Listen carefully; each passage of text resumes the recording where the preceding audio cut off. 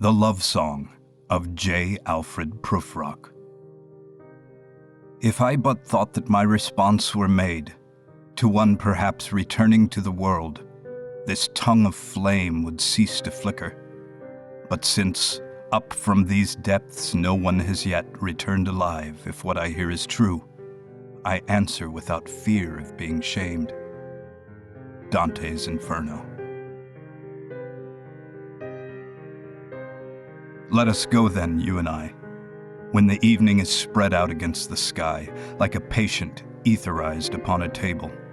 Let us go through certain half-deserted streets, the muttering retreats of restless nights in one-night cheap hotels and sawdust restaurants with oyster shells, streets that follow like a tedious argument of insidious intent to lead you to an overwhelming question.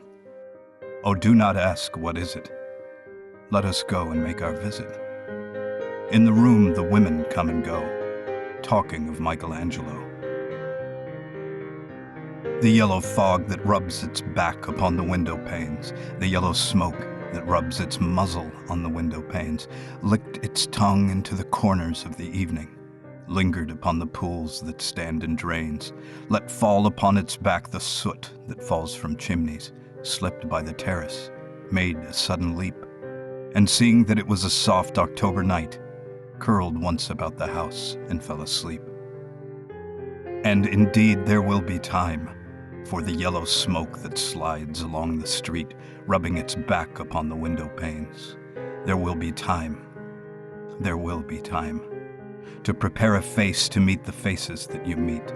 There will be time to murder and create, and time for all the works and days of hands that lift and drop a question on your plate. Time for you, and time for me, and time yet for 100 indecisions, and for 100 visions and revisions, before the taking of toast and tea.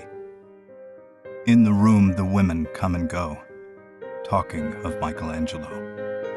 And indeed there will be time to wonder, do I dare? And do I dare? Time to turn back and descend the stair, with a bald spot in the middle of my hair. They will say how his hair is growing thin. My morning coat, my collar mounting firmly to the chin, my necktie rich and modest, but asserted by a simple pin. They will say, but how his arms and legs are thin. Do I dare disturb the universe? In a minute there is time for decisions and revisions, which a minute will reverse. For I have known them all already, known them all.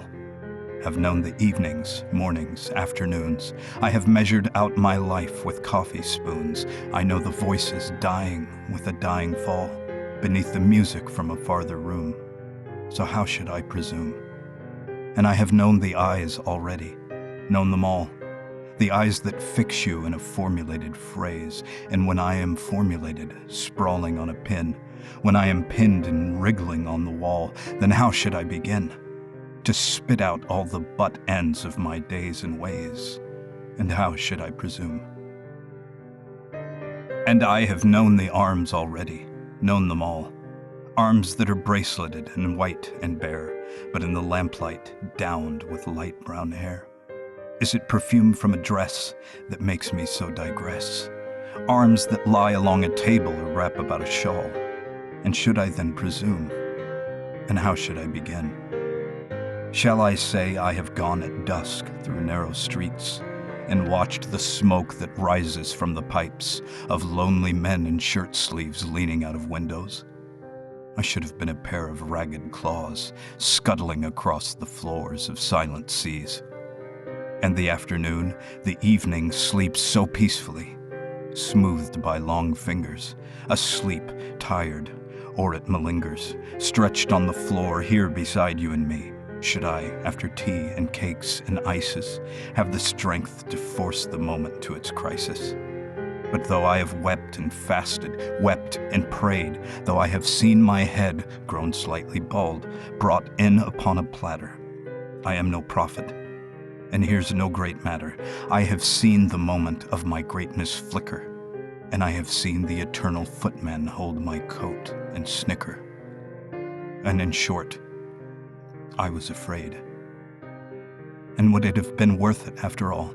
after the cups, the marmalade, the tea, among the porcelain, among some talk of you and me, would it have been worthwhile to have bitten off the matter with a smile, to have squeezed the universe into a ball, to roll it towards some overwhelming question, to say, I am Lazarus, come from the dead, come back to tell you all, I shall tell you all, if one, settling a pillow by her head, should say, that is not what I meant at all. That is not it at all.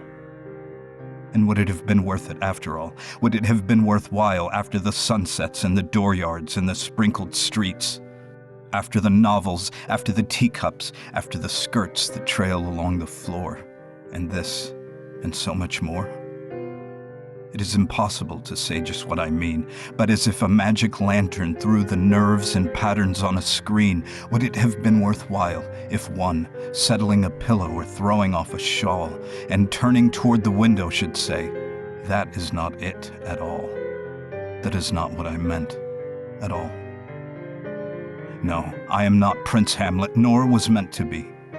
Am an attendant lord, one that will do, to swell a progress, start a scene or two, advise the prince, no doubt, an easy tool, deferential, glad to be of use, politic, cautious, and meticulous, full of high sentence but a bit obtuse, at times indeed almost ridiculous, almost at times the fool.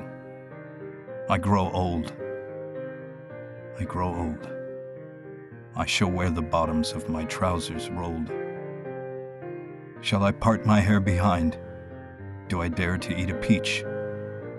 I shall wear white flannel trousers and walk upon the beach.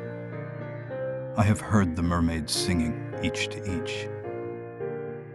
I do not think that they will sing to me. I have seen them riding seaward on the waves, combing the white hair of the waves blown back, when the wind blows the water white and black.